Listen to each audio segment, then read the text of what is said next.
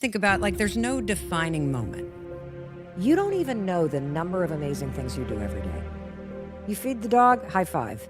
You got the kids at school, high five. You read 10 pages of the book, high five. You said a nice thing to a stranger, high five. You got something done at work, high five. You got through 70% of your inbox, high five.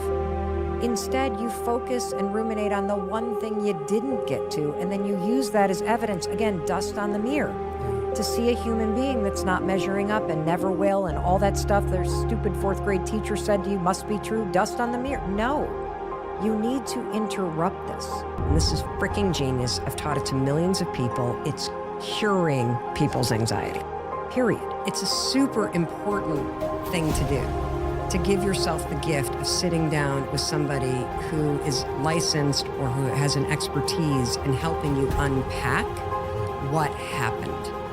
Because it's only in being able to talk through what happened that you have the ability to start to free yourself. There was something about the way that you took something that energizes you, learning, connection, purpose, and you created a business that was in service to others around the things that energize you. And that's what was, I think, ultimately the thing that was stirring something in me. And it's a super, super useful tool. But the other thing I wanted to validate is that the second I said, I'm going to walk toward this thing, I'm going to figure this out, I spent 2 years studying you, talking to you, and that piece of allowing yourself, and it goes back to what you said about the experiment. Learn, reflect, and part of reflecting is experiment with something. And then I had gone and done the layer even underneath it of understanding what had happened and understanding how it connected to anxiety and how trauma connected to that, and understanding the lying piece. And I had even gone and done the layer underneath that, which was starting to interrupt the old patterns that would get triggered and put in new patterns.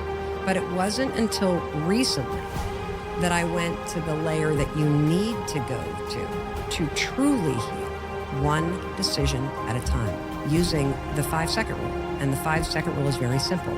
The moment you have an instinct to move, you got to do it within 5 seconds or your brain will kill it. And counting backwards is critical. I now know why it works. When you count backwards, 5, 4, 3, 2, 1, you interrupt habit loops stored in your basal ganglia. And the counting backwards requires focus, so it awakens this sucker right here, your prefrontal cortex. It's referred to as a starting ritual in habit research, a cheat code for your brain.